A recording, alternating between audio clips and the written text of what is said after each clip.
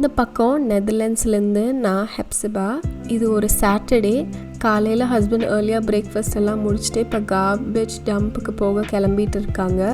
சில கார்பேஜை நம்ம ரீசைக்கிளபிளில் த்ரோ பண்ண முடியாது. அதை நம்ம இந்த மாதிரி கார்பேஜ் டிஸ்போசலில் கொண்டு போய் போடணும். ஹஸ்பண்ட் வேஸ்ட் எல்லாத்தையுமே ட்ரெய்லரில் போட்டுட்டு அவங்க கார்பேஜ் பெல்ட்டுக்கு கிளம்பிட்டாங்க. ஸோ முதல்ல ட்ரெய்லரை காரோட ஹுக் பண்ணணும். அது பிரேக் வயரெல்லாம் காரோட கனெக்ட் பண்ணணும். சில ரூல்ஸ் எல்லாம் இருக்குது. ட்ரெய்லர்னால் இந்த மாதிரி லைட் எரியணும், டைரெக்ஷன் லைட்ஸ் இருக்கணும். அப்போ தான் யூஸ் பண்ண முடியும், இல்லைன்னா ஃபைன் வரும். எங்கள் முனிசிபாலிட்டியோட கார்பேஜ் டம்ப் ஏரியா இருக்கும். அதுக்கு யூஸ் பண்ணுறதுக்கு ஒரு பாஸ் மாதிரி நம்ம கையில் இருக்கும். அங்கே போய் அந்த பாஸ் யூஸ் பண்ணால் தான் நம்ம அந்த டம்ப் பண்ண முடியும். பாப்பா காலையில் அவங்க அப்பாவோடையே சாப்பிட்டான். அவனுக்கு ப்ரெட்டில் நான் வீட்டில் செஞ்ச நியூட்டெல்லாவும் பனானாவும் கொடுத்தேன். நான் இப்போ கொஞ்சம் பீஸ்ஃபுல்லாக உட்காந்து என்னோடய சேமியாவும் ஒரு கப் டீ குடிச்சிட்டு அப்படியே ஏதோ ஃபோனை நோண்டிகிட்டு இருக்கேன். இன்றைக்கி டே ரொம்ப ப்ரொடக்டிவாக ரொம்ப ஹெக்டிக்காக இருக்கும்னு நினைக்கிறேன். ஏன்னா நாளைக்கு பாப்பாவோட பர்த்டே அண்ட் இன்றைக்கி எங்களோட டீப் க்ளீன் டே. ஸோ இன்றைக்கி ஃபுல்லாக க்ளீனிங் பண்ணும் அண்ட் நாளைக்கு தேவையானதெல்லாம் இன்றைக்கே ரெடி பண்ணணும். அதனால் பிரேக்ஃபாஸ்ட் முடிச்சுட்டு நான் ஹோம்மேட் நியூட்டெல்லா ப்ரிப்பேர் பண்ண ஆரம்பிச்சிட்டேன். நாளைக்கு வர பாப்பாவோட கசின்ஸ்க்கெல்லாம் ரிட்டர்ன் கிஃப்ட் மாதிரி நான் ரெடி பண்ணி வச்சுருக்கேன். அதில் என்னோடய ஹோம்மேட் நியூட்டெல்லாவும் ஒரு சின்ன ஜாரில் போட்டு கொடுக்கலாங்கிறது ஒரு ஐடியா. இந்த ரோஸ்டட் நியூட்டெல்லா பண்ணுறதுக்கு முதல்ல ரோஸ்டட் ஹேசல் நட்டை நல்லா மிக்சியில் அரைச்சிக்கிட்டேன். அதுக்கப்புறமேல அதிலே அன்ரிஃபைன்ட் சுகர், கோகோ பவுடர், எண்ணெய் அதெல்லாம் போட்டு அதையும் நல்லா அரைச்சி வச்சுக்கிட்டேன். இது பல்ஸ்லேயே நான் மெதுவாக அரைச்சேன். அதுக்கப்புறமேல இந்த மாதிரி சின்ன சின்ன ஏர் டைட் கண்டெய்னர்ஸ்க்கு சேஞ்ச் பண்ணிட்டேன். 2 பேட்சாக எனக்கு அரைக்க வேண்டியதாக இருந்தது. ஸோ ஃபர்ஸ்ட் பேட்ச்சு நான் ஒரு ரெசிபியை ஃபாலோ பண்ணேன். 2வது பேட்ச் அந்த ரெசிபிலேருந்து கொஞ்சம் நானே என்னோடய ஓன் இதுக்கு ட்வீக் பண்ணி பார்த்தேன். அது இன்னும் ரொம்ப பெட்டராக இருந்தது. ஸோ உடனே அதை நான் என் நோட்லேயும் எழுதியும் வச்சுக்கிட்டேன், ஸோ தட் மறந்துடக்கூடாதுன்னு. அந்த ஏர்டைட் கண்டெய்னர்லேயே ஒரு சின்ன கார்டு மாதிரி வந்தது. ஸோ அந்த இதில் என்னோடய நியூட்டெல்லாவோட பேர் என்னன்னு எழுதிட்டு இது எப்படி ஸ்டோர் பண்ணணும்னு எழுதிட்டேன். ஹோம்மேட் நியூட்டெல்லாவில் அன்ரிஃபைன்ட் சுகர் யூஸ் பண்ணியிருக்கனால ரொம்ப ஸ்வீட்டாக இருக்காது. ஸோ பனானா யூஸ் பண்ணி எப்படி ஸ்வீட்னஸ் இன்னும் அதிகப்படுத்தலான்னு சொல்லி ஒரு சின்ன பேப்பரில் எழுதி அந்த கண்டெய்னரோட கார்ட்லேயே ஸ்டேப்பிள் பண்ணிட்டேன். இதெல்லாம் செஞ்சு முடிக்கிறதுக்குள்ளேயே பாப்பாவும் என்னோடய ஹஸ்பண்டும் க்ரோசரிஸ் எல்லாம் வாங்கிட்டு வந்துட்டாங்க. இன்றைக்கி சாட்டர்டே க்ரோசரி டே அண்ட் எல்லாத்தையும் எடுத்து வச்சுட்டு அதுக்கப்புறமேலு லஞ்சுக்கு ரெடி பண்ண ஆரம்பித்தாச்சு. நானும் பாப்பாவும் நேற்றுக்கு ஃப்ரைடே மார்க்கெட் போயிருந்தோம். ஃப்ரெஷ்ஷாக மீன் கிடச்சிது. அதனால் மேக்கரல் வாங்கிட்டு வந்தேன். இந்த மீன்லேயே நிறைய எண்ணெய் இருக்கும். அதனால் கொஞ்சோண்டு ஆயில் போட்டு ரோஸ்ட் பண்ணிவிட்டு பருப்பு வச்சுருந்தேன். ஸோ ரைஸ், பருப்பு அண்ட் ஃபிஷ் ஃப்ரை தான் அன்றைக்கி லஞ்சுக்கு. ஹஸ்பண்ட் அன்றைக்கி மீன் வேணான்னு சொல்லிட்டாங்க. அவங்க சம்டைம்ஸ் சாப்பிடுவாங்க, சம்டைம்ஸ் சாப்பிட மாட்டாங்க. லஞ்ச் சாப்பிட்டா அன்றைக்கி டீப் க்ளீன் ஸ்டார்ட் பண்ணிட்டோம். முதல்ல கிச்சன்லேருந்து ஆரம்பித்தோம்.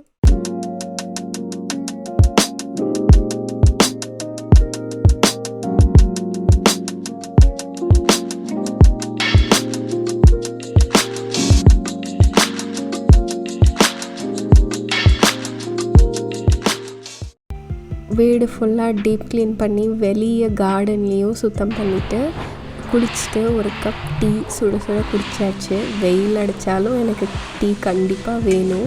நாளைக்கு பாப்பாவோட பர்த்டேக்கு தேவையான ஃபுட்டு ஸ்நாக்ஸ் எல்லாம் வாங்க கடைக்கு போகிறோம். அப்படியே ஆக்ஷனுக்கும் போயிட்டு வந்தோம்.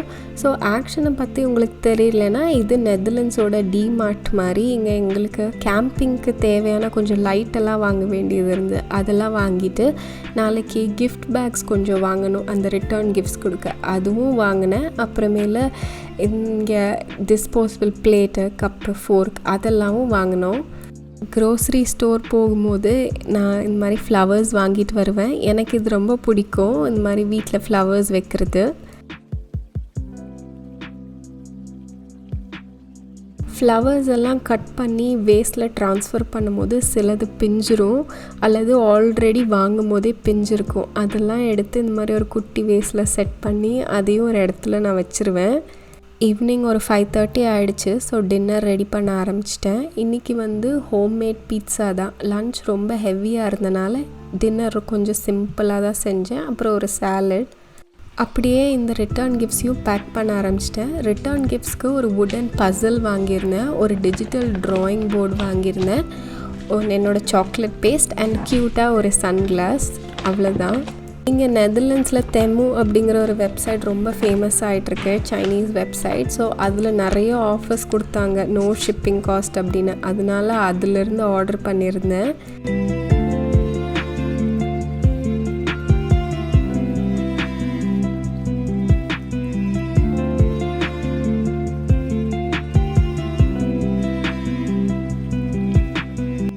அப்படியே வெளியே உட்காந்து டின்னர் சாப்பிட்டுட்டு பேசிகிட்டு இருந்தோம். நாளைக்கு என்னெல்லாம் பண்ண போகிறோம், என்னென்ன டெக்கரேஷன்ஸ் பண்ணலாம் வெளியில் அப்படின்னு. ரொம்ப பெரிய டெக்கரேஷன்லாம் பண்ண ஐடியா இல்லை, ஏன்னா வெளியில் நல்லா காற்றடிச்சிக்கிட்டே இருக்கும். ஏதாவது பலூன் எல்லாம் போட்டால் பறந்துடும் அல்லது வெடிச்சிருது வெயிலில். அதனால சிம்பிளாக எதாவது பண்ணலான்னு பேசிக்கிட்டு இருந்தோம். இன்றைக்கி பாப்பாவோட பர்த்டே. ஃபைனலி அவனுக்கு 2 வயசாச்சு. காலையில் சர்ச்சுக்கெலாம் போயிட்டு வந்துட்டோம். இப்போ மத்தியானம் இப்போ கெஸ்ட்ஸ் எல்லாம் வர ஆரம்பிச்சிட்டாங்க. என் ஃப்ரெண்ட்ஸ் முதல்ல வந்துட்டாங்க. அவங்களோட சேர்ந்து நான் அந்த ஷக்குட்டரி போர்டுன்னு சொல்லுவாங்க, அது பண்ணிகிட்டு இருக்கேன். இதில் மீட்டு, ஃப்ரூட்ஸு, அப்புறம் பிஸ்கெட்ஸ், ஏதாவது சீஸ் எல்லாம் வச்சு ஸ்நாக்ஸ் மாதிரி கொடுப்போம் இங்கே. ஸோ அவங்களும் எனக்கு ஹெல்ப் பண்ணிகிட்ருக்காங்க. ஃபைனலாக ஷக்குட்டரி போர்டு ரெடி பண்ணியாச்சு. ஸோ 2 டைப்ஸ் ஆஃப் சீஸ் இருக்குது இதில், 2 different types of sausages, strawberries and blueberry. And அந்த ஒயிட் கலர் சீஸை கட் பண்ணுறதுக்காக நைஃபும் சேர்த்து வச்சுருக்கேன்.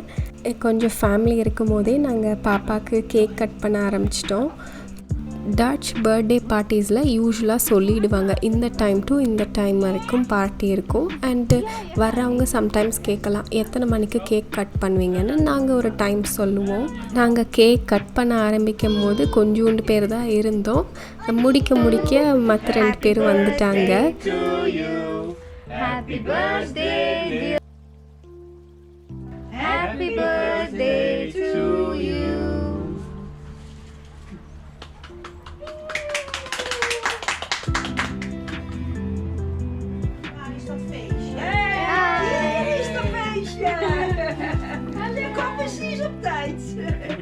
என் மதர்-இன்-லா சொல்கிறாங்க, நீங்கள் கரெக்ட் டைமில் வந்திருக்கீங்க, இப்போ தான் கேக் கட் பண்ணுறோம் அப்படின்னு.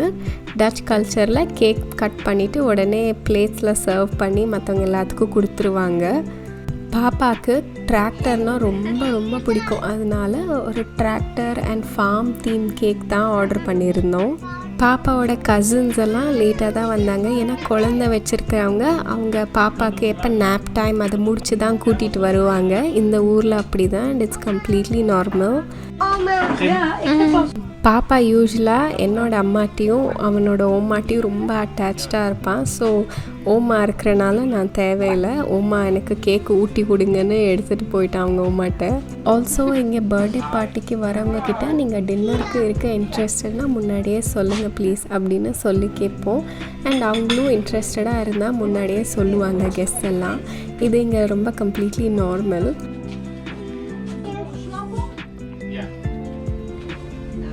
இந்த ஊரில் எப்படின்னா, இப்போ ஒரு பர்த்டே பார்ட்டிக்கு போகிறோன்னா சுற்றி உட்காந்துட்டு இருப்பாங்களே, அவங்க ஒவ்வொருத்தர்ட்டையும் கங்க்ராச்சுலேட் பண்ணுவாங்க. ஃபார் எக்ஸாம்பிள் என்னோடய மதர்-இன்-லா கிட்ட கங்க்ராச்சுலேஷன்ஸ், உங்களோட கிராண்ட் சன்னோட பர்த்டே இன்னைக்கு அப்படின்னு சொல்லுவாங்க. அந்த மாதிரி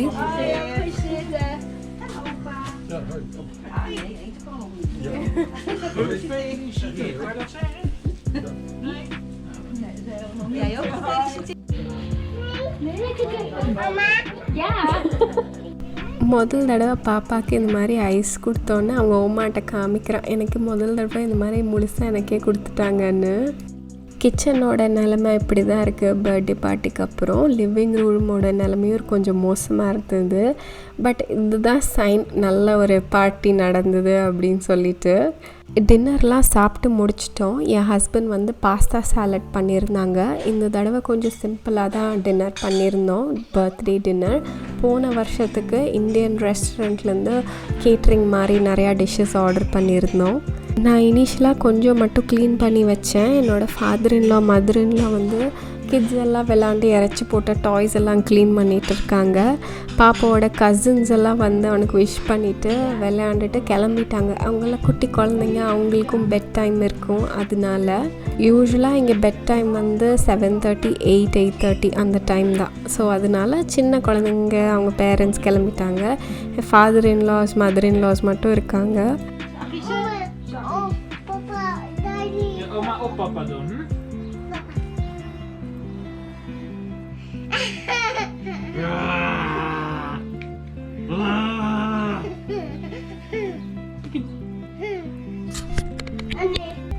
அப்படியே கொஞ்ச நேரம் காஃபி குடிச்சிட்டு கதை பேசிகிட்டு இருந்தோம். ரொம்ப சிம்பிளான டெக்கரேஷன், இந்த ஸ்லிங்கர்ஸ் தான் ஹேங் பண்ணியிருந்தோம்.